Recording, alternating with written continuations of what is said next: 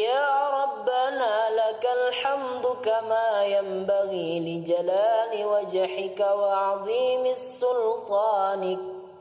سبحانك لا نحصي ثناء عليك كما أثنيت على نفسك.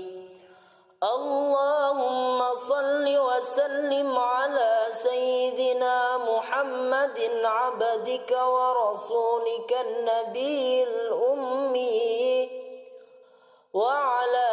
آل سيدنا محمد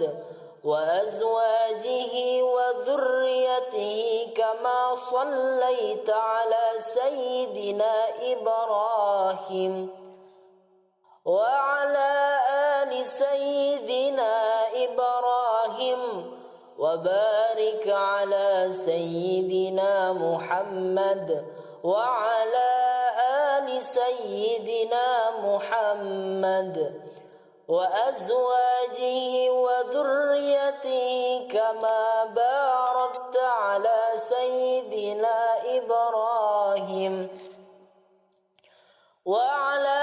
آل سيدنا إبراهيم في العالمين إنك حميد مجيد. اللهم إنا نسألك رحمة من عندك تهدي بها قلوبنا وتجمع بها شملنا وتلم بها شعثنا وترد بها ألفتنا وتصل بها ديننا وتحفظ بها غائبنا وترفع بها شاهدنا وتزكي بها أعمالنا وتبيد بها وجوهنا وتلهمنا بها رشدنا وتقضي لنا بها حاجاتنا وتعصمنا بها من كل سوء. اللهم إنا نسألك إيمانا خالصا يباشر قلوبنا، ونسألك يقينا صادقا حتى نعلم أنه لن يصيبنا إلا ما كتبته علينا والراضين بما قسمته لنا. اللهم إنا نسألك إيمانا صادقا ويقينا ليس بعده كفر، ونسألك رحمة ننال بها شرف كرامتك في الدنيا والآخرة. اللهم إنا نسألك صبر عند القضاء والفوز عند اللقاء ومنازل الشهداء وعيسى السعداء والنصر على الأعداء ومرافقة الأنبياء. اللهم إنا ننزل بك حاجاتنا وإن ضعف رأينا وقصر أملنا وافتقرنا إلى رحمتك، فنسألك يا قاضي الأمور ويا شافي الصدور كما تجير بين البخور أن تجيرنا من عذاب السعير ومن فتنة القبور ومن دعوة الثبور. اللهم وما ضعف عنه رأينا وقصر عنه عملنا ولم تبلغه نيتنا وأمنيتنا من خير وعدته أحدا من عبادك أو خير أنت معطيه أحدا من خلقك، فإنا راغبون إليك فيه وإنا نسألك إياه يا رب العالمين. اللهم اجعلنا هادين مهتدين غير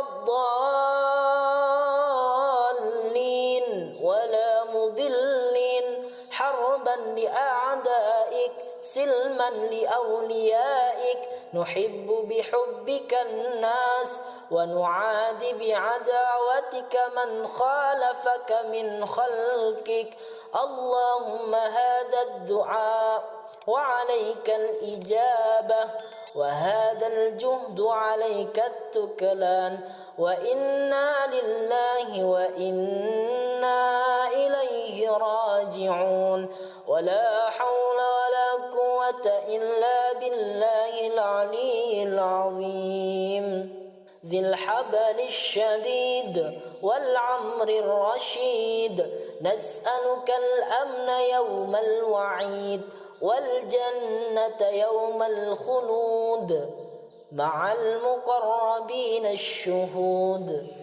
الركع السجود الموفين لك بالعهود إنك رحيم ودود وأنت تفعل ما تريد سبحانك من اتصف بالعز وقال به سبحان من لبس المجد وتكرم به سبحان ما لا ينبغي التسبيح إلا له سبحان ذي الفضل والنعم سبحان ذي القدرة والكرم سبحان ذي الجلال والإكرام سبحان الذي أحصى كل شيء بعلمه اللهم اجعل لنا نورا في قلوبنا ونورا في قبورنا ونورا في أسماعنا ونورا في أبصارنا ونورا في شعرنا ونورا في بشرنا ونورا في لحومنا ونورا في دمائنا ونورا في عظامنا ونورا من بين أيدينا ونورا من خلفنا ونورا عن أيماننا ونورا عن شمائلنا ونورا من فوقنا ونورا من تحتنا اللهم زدنا نورا واعطنا نورا أعظم نور واجعل لنا نورا برحمتك يا أرحم الراحمين وصلى الله على سيدنا محمد وعلى آله وصحبه وسلم بسم الله الرحمن الرحيم الحمد لله رب العالمين حمدا طيبا كثيرا مباركا في كل حال حمدا يوافي نعمه ويكافي مزيده يا ربنا لك الحمد كما ينبغي لجلال وجهك وعظيم سلطانك سبحانك لا نحصي ثناء عليك كما أثنيت على نفسك اللهم صل وسلم على سيدنا محمد عبدك ورسولك النبي الأمي وعلى آل سيدنا محمد وأزواجه وذريته كما صليت على سيدنا إبراهيم وعلى آل سيدنا إبراهيم وبارك على سيدنا محمد وعلى آل سيدنا محمد وأزواجه وذريته كما باركت على سيدنا إبراهيم وعلى آل سيدنا إبراهيم في العالمين إنك حميد مجيد. اللهم إنا نسألك رحمة من عندك تهدي بها قلوبنا وتجمع بها شملنا وتلم بها شعثنا وترد بها ألفتنا وتصل بها ديننا وتحفظ بها غائبنا وترفع بها شاهدنا وتزكي بها أعمالنا وتبيد بها وجوهنا وتلهمنا بها رشدنا وتقضي لنا بها حاجاتنا وتعصمنا بها من كل سوء. اللهم إنا نسألك إيمانا خالصا يباشر قلوبنا ونسألك يقينا صادقا حتى نعلم أنه لن يصيبنا إلا ما كتبته علينا والراضين بما قسمته لنا. اللهم إنا نسألك إيمانا صادقا ويقينا ليس بعده كفر ونسألك رحمة ننال بها شرف كرامتك في الدنيا والآخرة. اللهم إنا نسألك صبر عند القضاء والفوز عند اللقاء ومنازل الشهداء وعيسى السعداء والنصر على الأعداء ومرافقة الأنبياء. اللهم إنا ننزل بك حاجاتنا وإن ضعف رأينا وقصر أملنا وافتقرنا إلى رحمتك فنسألك يا قاضي الأمور ويا شافي الصدور كما تجير بين البخور أن تجيرنا من عذاب السعير ومن فتنة القبور ومن دعوة الثبور. اللهم وما ضعف عنه رأينا وقصر عنه عملنا ولم تبلغه نيتنا وأمنيتنا من خير وعدته أحدا من عبادك أو خير أنت معطيه أحدا من خلقك فإنا راغبون إليك فيه وإنا نسألك إياه يا رب العالمين. اللهم اجعلنا هادين مهتدين غير الضالين ولا مضلين حربا لأعدائك سلما لأوليائك. نحب بحبك الناس ونعادي بعداوتك من خالفك من خلقك. اللهم هذا الدعاء وعليك الإجابة وهذا الجهد عليك التكلان وإنا لله وإنا إليه راجعون. ولا حول ولا قوة إلا بالله العلي العظيم ذي الحبل الشديد والعمر الرشيد. نسألك الأمن يوم الوعيد والجنة يوم الخلود مع المقربين الشهود الركع السجود الموفين لك بالعهود. إنك رحيم ودود وأنت تفعل ما تريد سبحانك من اتصف بالعز وقال به سبحان من لبس المجد وتكرم به سبحان ما لا ينبغي التسبيح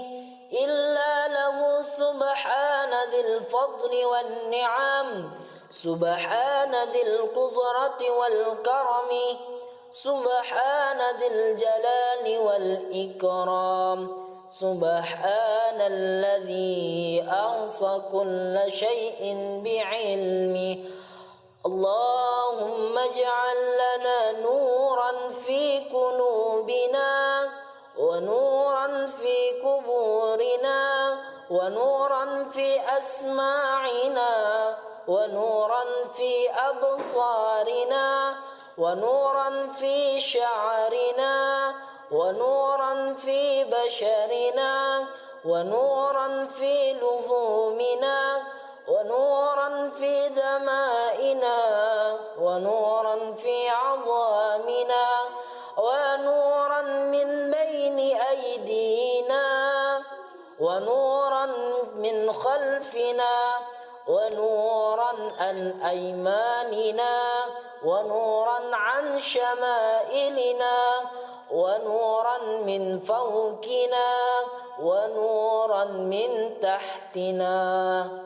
اللهم زدنا نورا واعطنا نورا أعظم نور واجعل لنا نورا برحمتك يا أرحم الراحمين وصلى الله على سيدنا محمد وعلى آله وصحبه وسلم بسم الله الرحمن الرحيم الحمد لله رب العالمين حمدا طيبا كثيرا مباركا في كل حال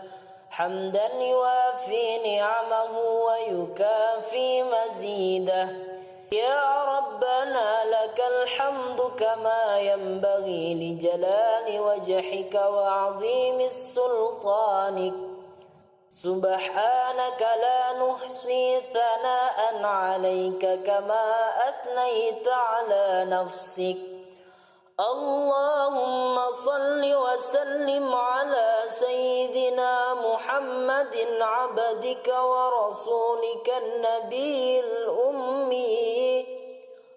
وعلى آل سيدنا محمد وأزواجه وذريته كما صليت على سيدنا إبراهيم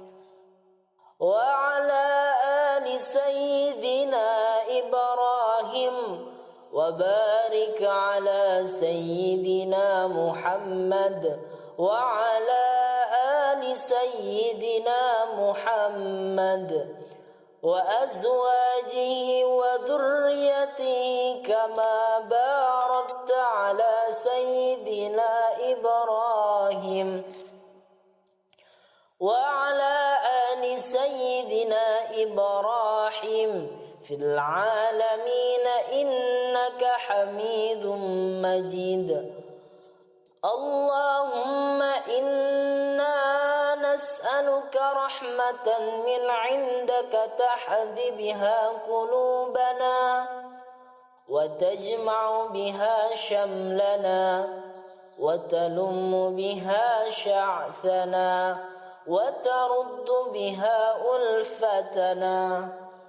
وتصل بها ديننا وتحفظ بها غائبنا وترفع بها شاهدنا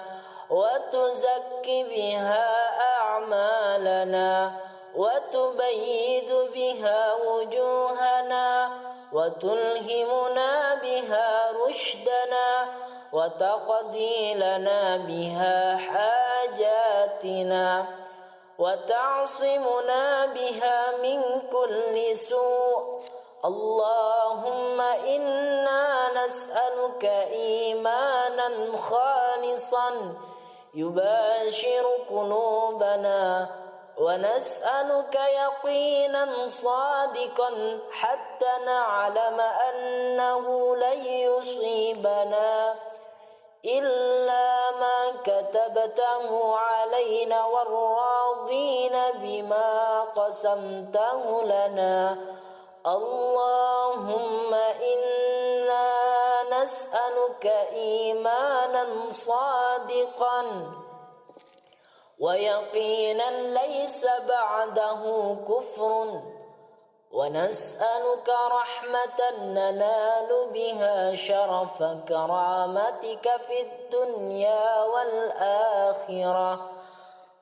اللهم إنا نسألك صبر عند القضاء،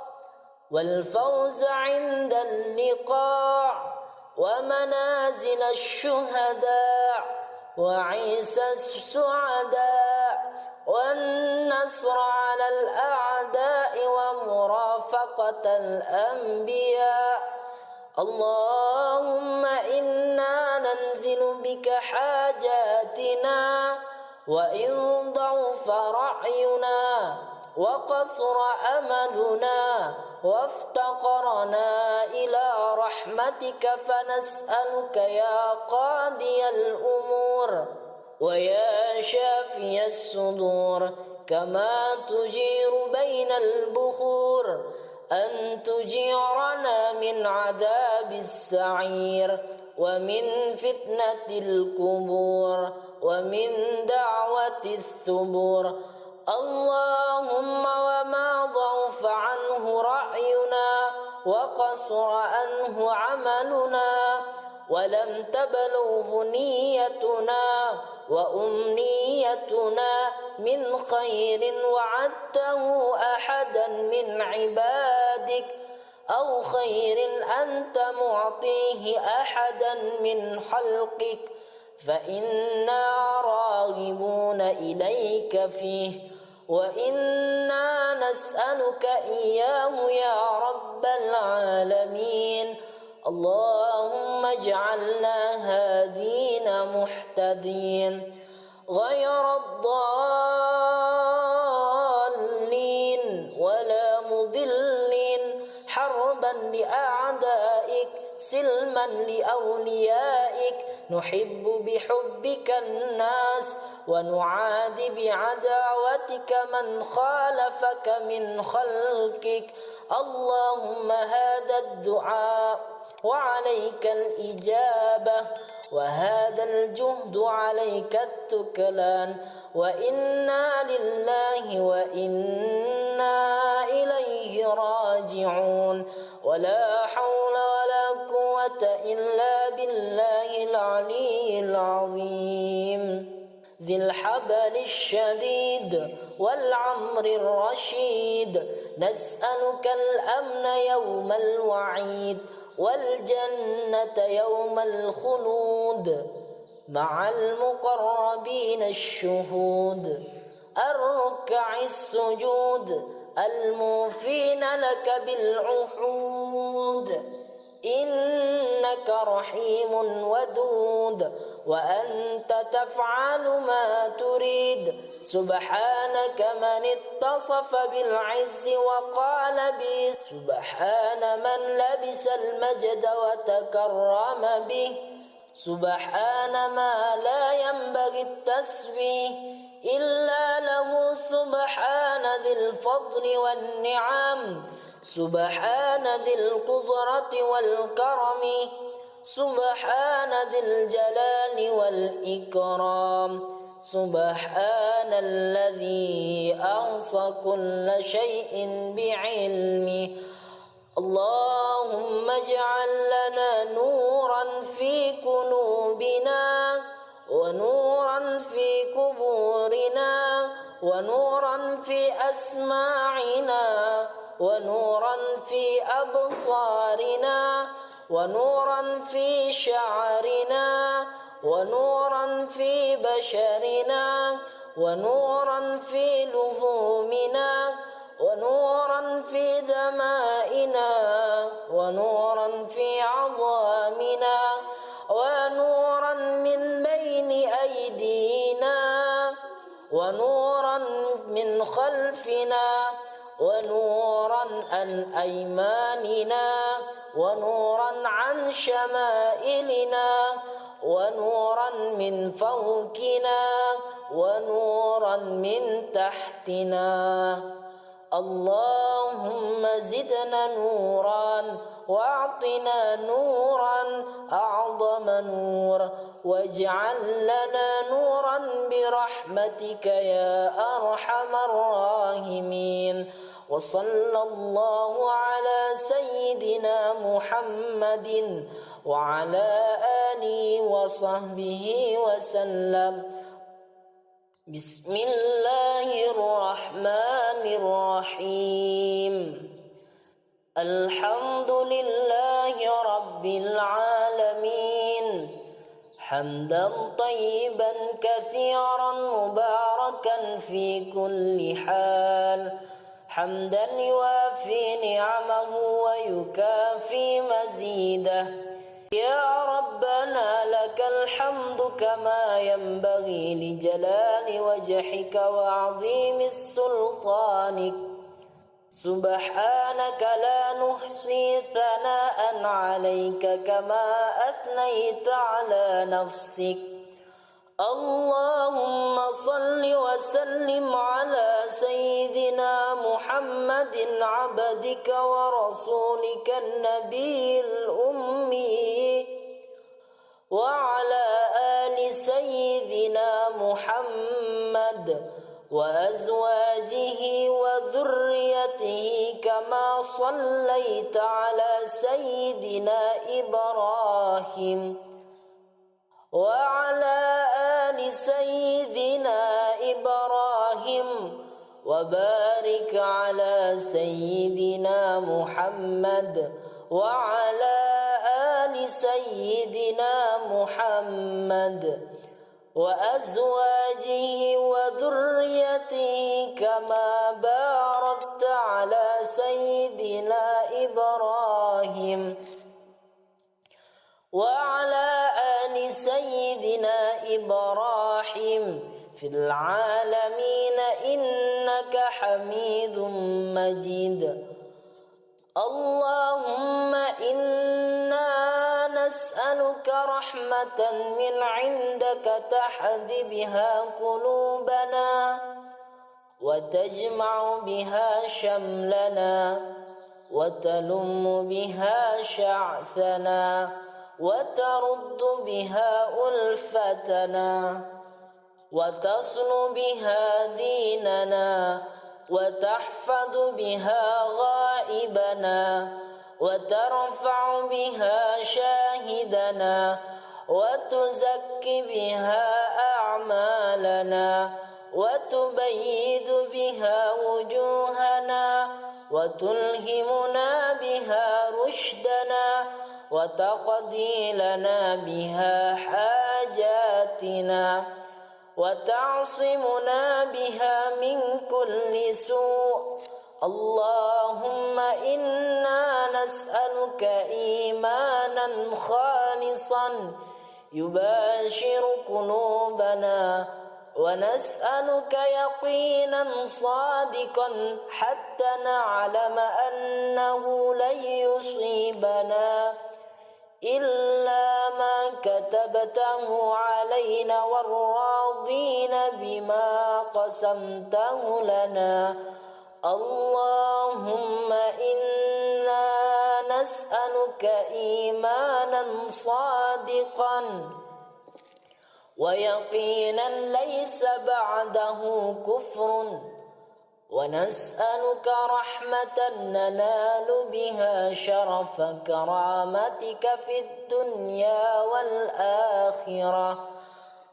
اللهم إنا نسألك صبر عند القضاء والفوز عند اللقاء ومنازل الشهداء وعيسى السعداء والنصر على الأعداء ومرافقة الأنبياء. اللهم إنا ننزل بك حاجاتنا وإن ضعف رأينا وقصر أملنا وافتقرنا إلى رحمتك فنسألك يا قاضي الأمور ويا شافي الصدور كما تجير بين البخور أن تجيرنا من عذاب السعير ومن فتنة القبور ومن دعوة الثبور. اللهم وما ضعف عنه رأينا وقصر عنه عملنا ولم تبلغه نيتنا وأمنيتنا من خير وعدته أحدا من عبادك أو خير أنت معطيه أحدا من خلقك فإنا راغبون إليك فيه وإنا نسألك إياه يا رب العالمين. اللهم اجعلنا هادين مهتدين غير الضالين ولا مضلين حربا لأعدائك سلما لأوليائك. نحب بحبك الناس ونعادي بعداوتك من خالفك من خلقك. اللهم هذا الدعاء وعليك الإجابة وهذا الجهد عليك التكلان وإنا لله وإنا إليه راجعون. ولا حول ولا قوة إلا بالله العلي العظيم ذي الحبل الشديد والعمر الرشيد. نسألك الأمن يوم الوعيد والجنة يوم الخلود مع المقربين الشهود الركع السجود الموفين لك بالعهود. إنك رحيم ودود وأنت تفعل ما تريد. سبحانك من اتصف بالعز وقال به سبحان من لبس المجد وتكرم به. سبحان ما لا ينبغي التسبيح إلا له. سبحان ذي الفضل والنعم. سبحان ذي القدرة والكرم. سبحان ذي الجلال والإكرام. سبحان الذي أحصى كل شيء بعلمه. اللهم اجعل لنا نورا في قلوبنا ونورا في قبورنا ونورا في أسماعنا